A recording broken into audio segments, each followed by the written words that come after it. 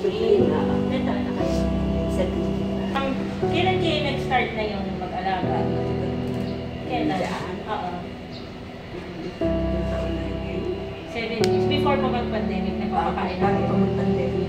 Tapos may isang pusa na, kasama ko pa nga ate ko, nagtapo lang kami ng basura dyan sa kanto. May unang niya, ano gusto mo? Sabi ko, hindi pa kayo nagpapakain yan? Hindi pa. Ano, mapit ng pusa sa inyo? Hindi, sabi ko, sige, balikan kita. Hanggang sa dumami na. Sabi ko, ano ba ito? Nagtawag na. Meron kayong alaga dito? Tatlo.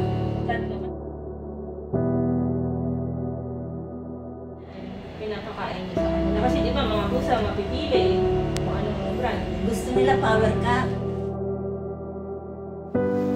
Sali ako ng ano. Power cut nito.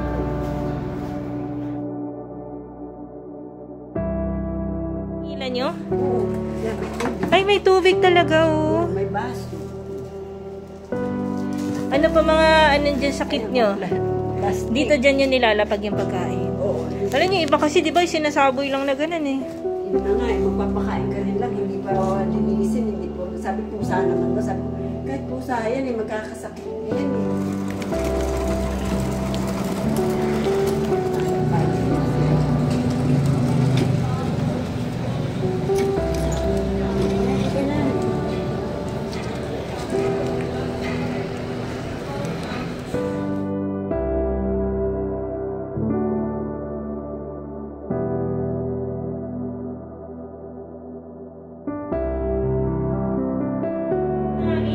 Parang mga 50 naman yung pinapakain nyo araw-araw. Araw-araw yan? Ano yan? Monday to Sunday. Wala akong palya, sabi ko hanggang pagtanong yung nasa sa ulam. 300, isa kayo malata yun. Bali 100 ang isa. 300. Tapos yung 2 kilo pa. Sabihin na natin 200 ang 400 ang 2. 700. May kanin ka pa. Tapos meron ka pang mga plastic. Parang halos 1,000 isang araw, ano ma'am. Hindi ma'am yun nakukuha nyo sa mga pension nyo eh. Ano na. Napapagod na araw-araw, lumalabas kayo, parang pakain. Parang malakas ang pakiramdam ko. Laging nakukuha nyo din sa pagpapakain nyo. Masaya ako.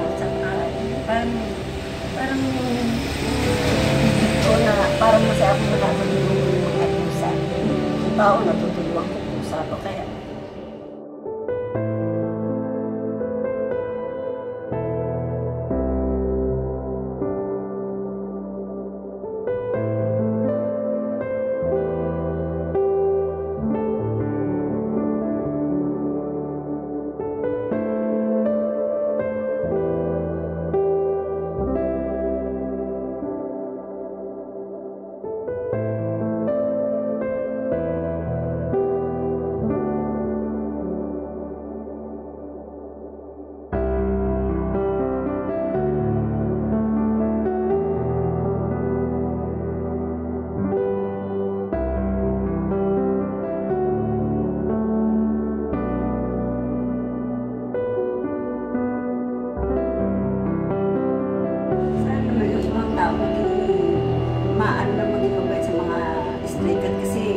May buhay din yun eh. Yung iba naman hindi na nakakatulong, nananakit pa.